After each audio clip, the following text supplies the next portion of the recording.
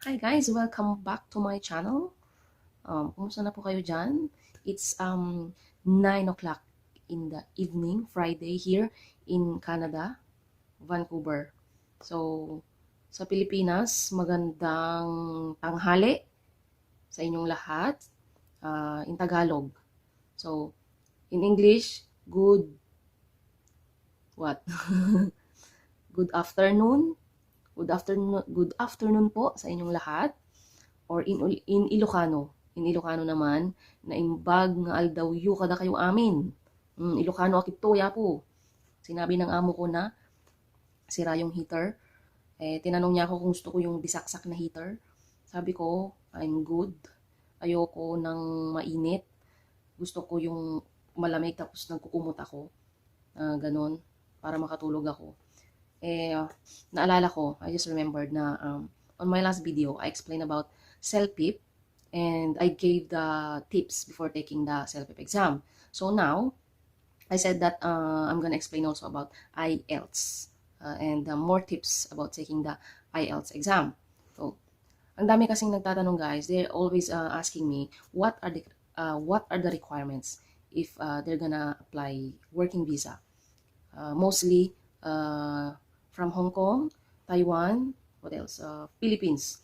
What are the requirements? And I told them they need to have ECA, yung assessment po sa credentials nila nung college po sila.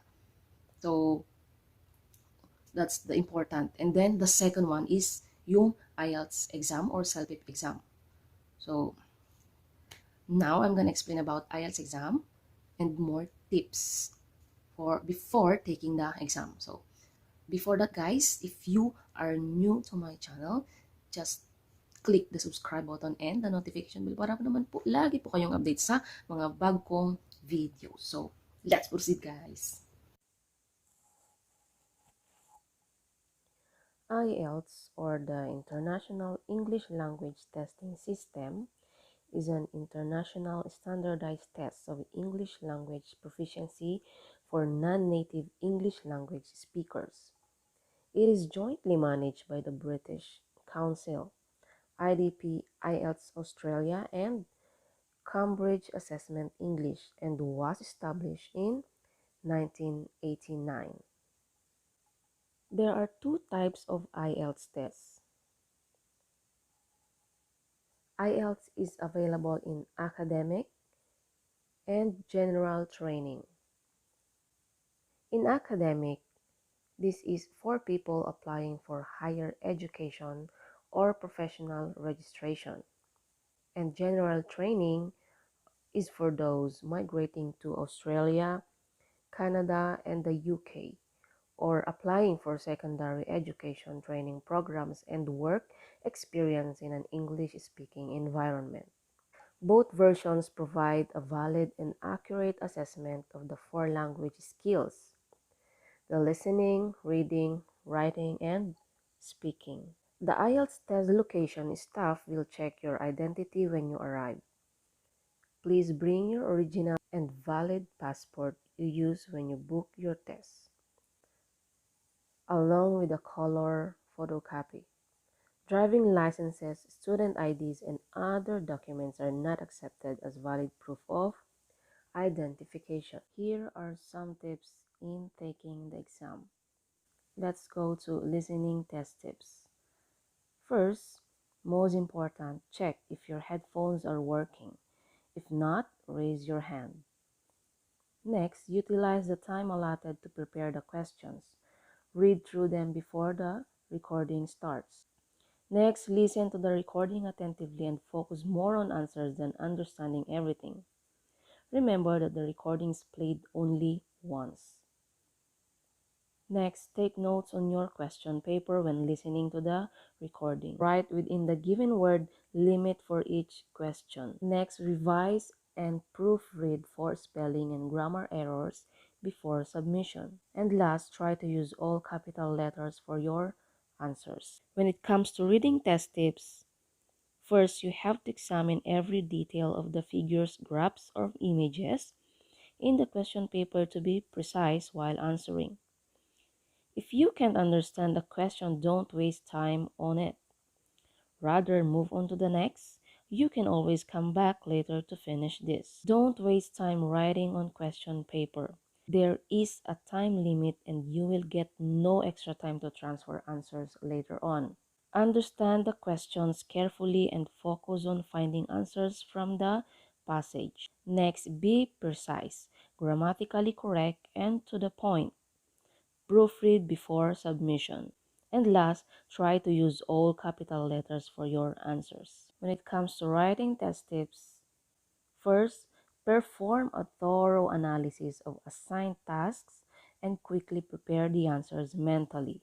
Next, divide your times smartly, 20 minutes for task 1 and 40 minutes for task, as it is lengthier and carries more marks. Try to write over 150 words for task 1 and over 250 words for task 2. Next, avoid repetition of ideas, phrases, and words. Next, ensure that you write a conclusion for task 2. Next, write precise, relevant answers. Avoid writing long paragraphs and sentences. Then, use active voice. Avoid writing in a passive voice. Last, do not submit without a thorough revision and proofreading. Let's go to speaking test tips. First, speak clearly, slow, and fluently. Listen to the questions asked carefully and answer directly. You can add more information to the answers. Ensure the answers remain relevant. If required, ask the examiner to repeat the question. Be confident as you speak. Don't take long pauses. And last, focus on vocabulary, range of tenses, grammar, and sentence structure equally. So those are the simple tips, guys, uh, before taking the IELTS test. So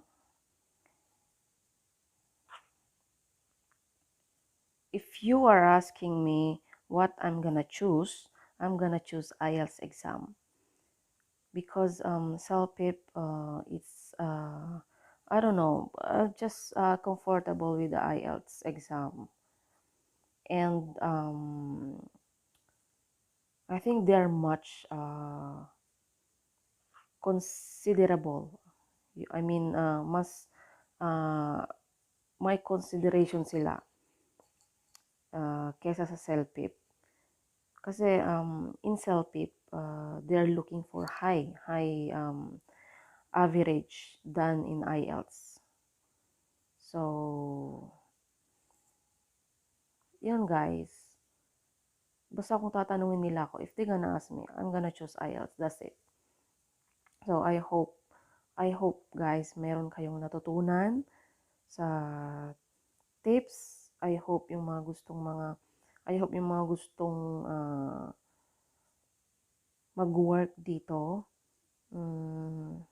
they will pass the exam and they can get ECA2 so that they can complete their requirements. So good luck guys, and thank you for supporting my channel. So if you not yet subscribed, just click the subscribe button and the notification bell para po lagi po kayong update sa mga bago kong videos. So thank you for watching guys.